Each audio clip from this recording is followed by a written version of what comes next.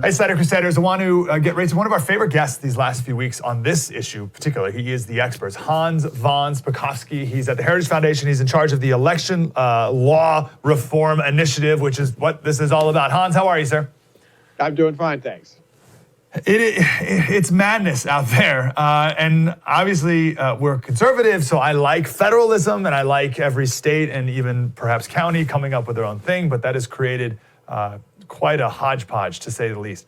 How would you, perfect world, perfect, it is, Hans is dictator for the day, and you can make the perfect election system. How would you make it? First of all, you would need an ID, a photo ID to vote both in person and through an absentee ballot, which is the rule, by the way, in Canada, for example. You would have to provide proof that you are a U.S. citizen when you register to vote. All of the states in the country would, on a regular basis, compare their statewide voter registration lists with all of the other states to find people who have moved to ensure that no one is voting more than once because they're registered in more than one state.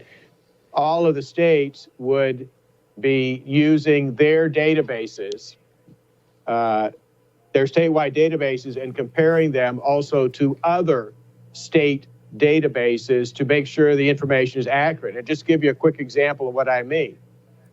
Look, county election officials don't do something very simple. When somebody registers to vote, they don't check the registration address against their county tax records. Why is that important? Because you have to register where you live. You know, you can't register at a McDonald's or a UPS store. And if you are, that's an indication that you may be engaging in fraud, right? Well, what do county tax records have? They know every property in the county, right? They know whether it's commercial or residential because they want to collect their taxes. Well, if they checked that, then they would be able to ensure that that kind of thing isn't happening. It's all kinds of very simple stuff like that that could fix the problems that we have in our current system. Okay, I got some more examples, but or some potentials, but let me stop here on that one. Why don't they? Let's just do the voter rolls. All right, like, are they inept? Is it a technically difficult problem? What's going on? Why are we not purging our voter rolls? Or purging is a strong word, a weird word, like a pejorative word. Like checking them. Well, some of it is ineptness, some of it is lack of funding, and some of it is just they're used to doing things an old way and they just don't take into account new technology and how they could use it. I mean, to give you another quick example, right? Why don't they check Google Earth every time they get a registration form from somebody to check the picture and see where the place the person is registered, is it actually a house or is it a vacant lot? You know, that would tell them very quickly whether it's potentially a fraudulent registration. Wow. So what would it take to do that? Is it a county, state, federal thing?